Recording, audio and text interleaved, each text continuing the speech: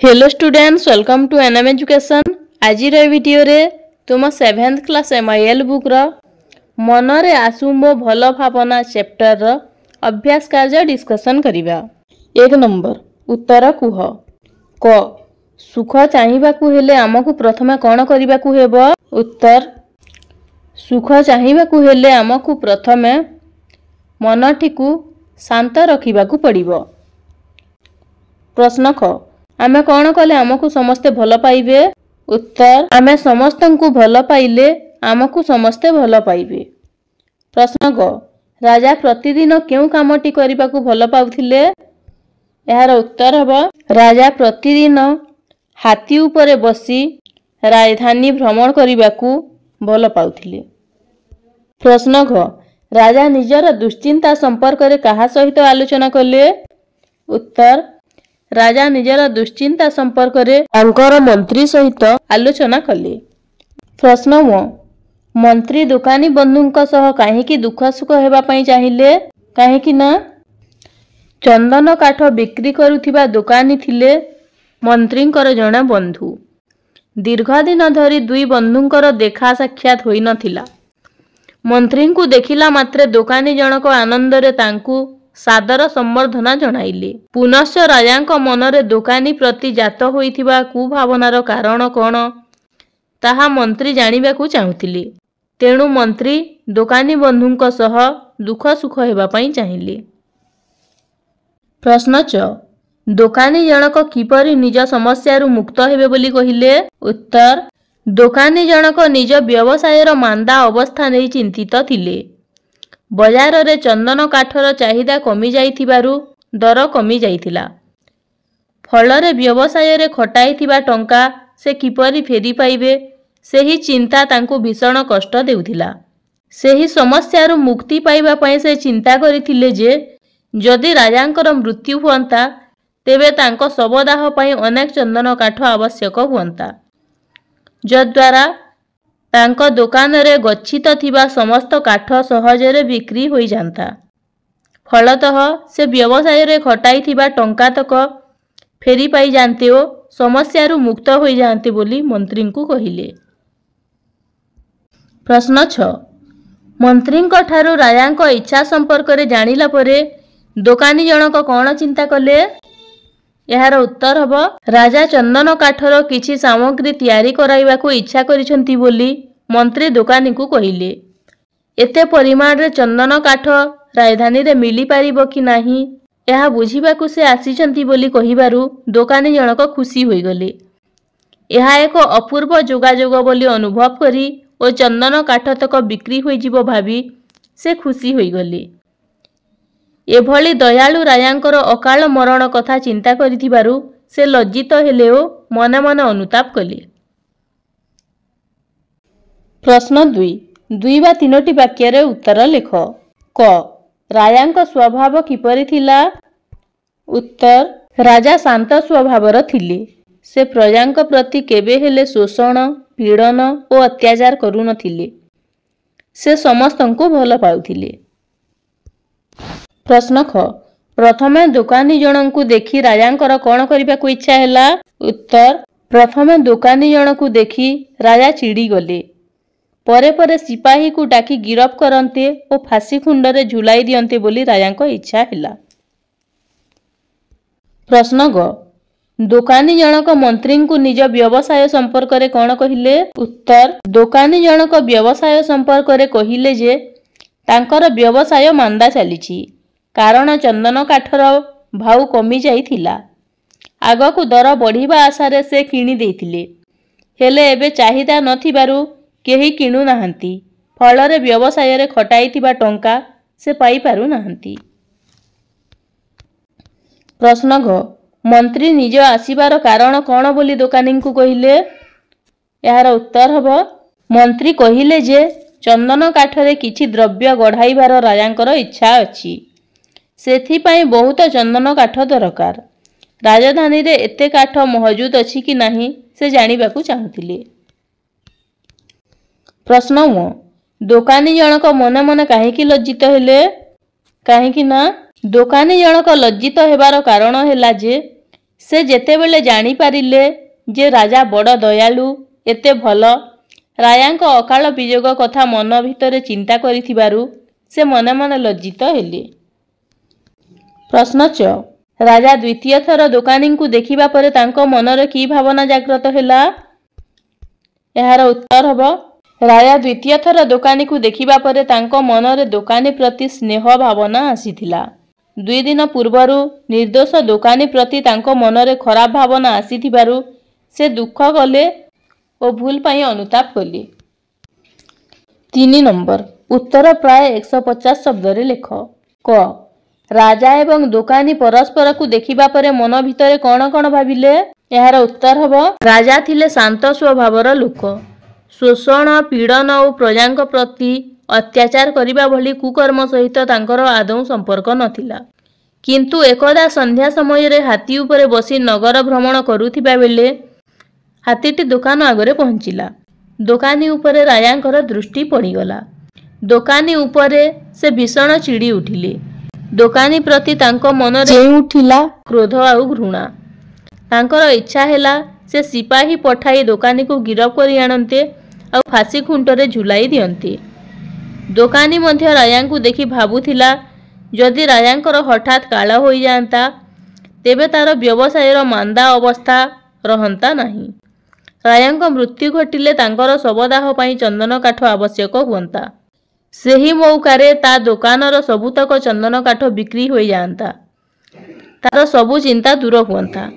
प्राथमिक पर्यायर एही चिंता परस्पर प्रति मंद भावनार परिचय देइथाए। परवर्ती पर्याୟରେ सेमानଙ୍କ मन भितरे सृष्टि होइथिबा भावना महत सुखदायक थिला। मंत्री रायांकर चंदन काठ किणिबा खबर दोकानी को कहिबा परे दोकानीटी खुशी होइथिला। रायांक अकाल मरण विषय रे मन भितरे चिंता करिथिबारु लज्जित होइथिला। निजको धिक्कार करिबा सहित राजा शह शह वर्ष बंचंतु बोली मनरे कामना कला। भगवानंकु प्रार्थना कला। ठीक सही भली राजा दोकानी प्रति निज मन भितरे उत्तम भावना आनिथिले। दोकानीटीकु देखि ता प्रति स्नेह भाव पोषण करिथिले। निजर खराब भावना पाई अनुताप करिथिले। भगवानंकु क्षमा मागुथिले। 4 नंबर सरल भाषा रे बुझाई दियो। क सुखरे रहिबाकु हेले मन भितरे सबु बेले भल चिंता रखिबा अन्य मानक हित कामना करिबा मन भितरे भल भावना रखिले आम पाई ए दुनिया होई उठिबो सुंदर और आकर्षणीय। यार आमे सरलार्थ लिखिबा सुखरे ... आकर्षणीय। संस्कृत गद्यांशटी आम पठित सप्तम श्रेणी साहित्य सौरभ पुस्तकर मनरे आसु मो भल भावना विषयरु आसीअछि। लेखक डॉक्टर चक्रधर विश्वाल सुखर मूलमंत्र शांति और भल चिंता बोली व्यक्त करिसंती। संसार कीटपतंगरु मनुष्य पर्यंत समस्तंकर सुखरे रहिबाकु इच्छा हेले सुख पाइबार रास्ता समस्तंकु जणा न थाए। तार मूलमंत्र मनरे शांति भावना पोषण करिबा अन्य भितरे सुगुण देखिबा और तार प्रशंसा गान करिबा अन्यर हित कामना करिबा तेबे जाई संसारटा सुंदर लागिबो भल दिसिबो। किंतु अन्य को ईर्षा कले विष कीट परि ताहा कलिजाकु खाइजिबो। प्राणरे उत्तम भावनार संचार हेले सबु सुंदर लागिबो समस्ते आपणार लागिबे तेबे जाई बंचिबार असल स्वाद मिली पारिबो। प्रश्न ख असुविधा नथिले सुविधार स्वाद चाखी हुअंता नहीं। यार मध्य सरलार्थ लिखिबा असुविधा ... नहीं। उक्त गद्यांशटी आम पठित सप्तम श्रेणी साहित्य सौरभ पुस्तकर मनरे आसुम भल भावना विषयरु आनीत।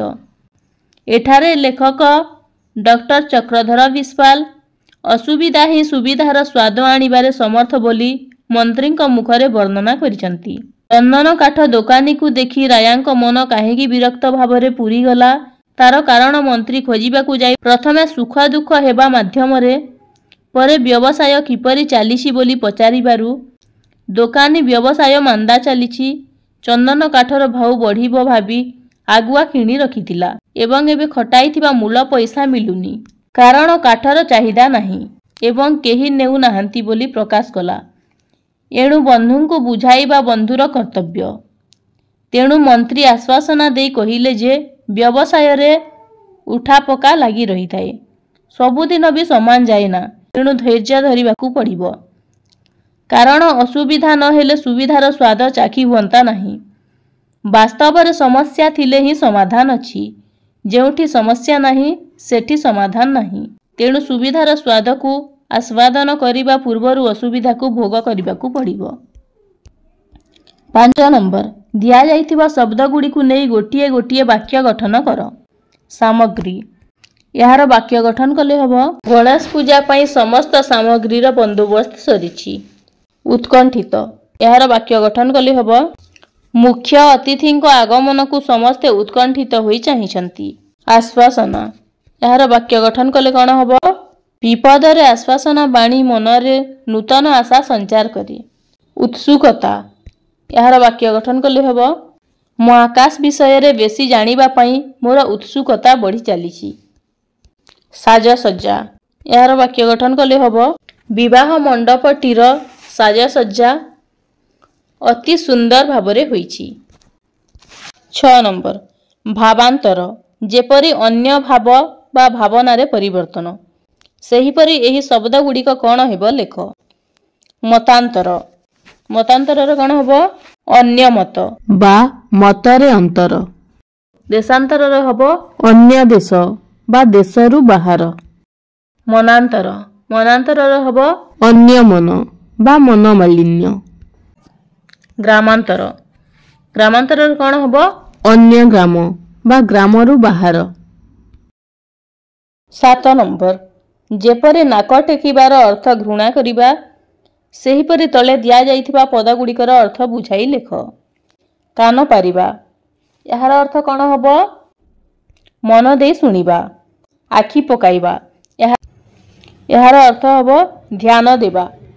भाग बसाइबा यार अर्थ हबो अन्यर जिनिस को जोर जबरदस्त नेबार उद्यम करिबा। कपाल फाटिबा यार अर्थ कोन हबो दुर्भाग्य पड़िबा। 8 नंबर जेपरी खराब काम पाई कुकर्म शब्द व्यवहार हुए सेहीपरि कोन हेबो खराब चिंतार कोन हबो कुचिंता।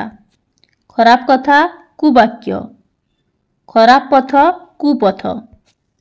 9 नंबर भाव शब्द पूर्वरु स्व बसिले स्वभाव हुए।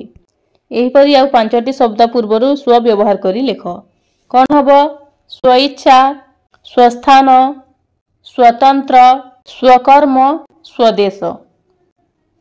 10 नंबर रेखांकित शब्द गुडीकर पुरुष और वचन लेख।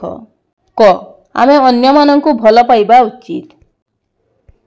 एटा को पुरुष और को वचन हबो आमेटा हबो प्रथम पुरुष बहुवचन अन्य माननकु एटा तृतीय पुरुष बहुवचन। ख राजा निज प्रजा मानक मंगल पई कार्य करी आनंद अनुभव करंती। राजा एटा तृतीय पुरुष एक वचन हबो। प्रजा मानक एटा तृतीय पुरुष बहुवचन हबो।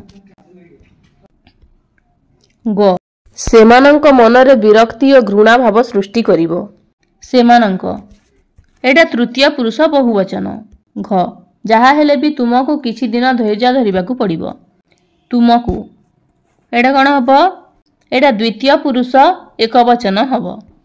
व मु तत्क्षणात मुक्ति पाई जानती एटा को पुरुष को वचन हेबो एटा प्रथम पुरुष एक वचन हबो। तो पिला माने एठी अभ्यास कार्य सरिला।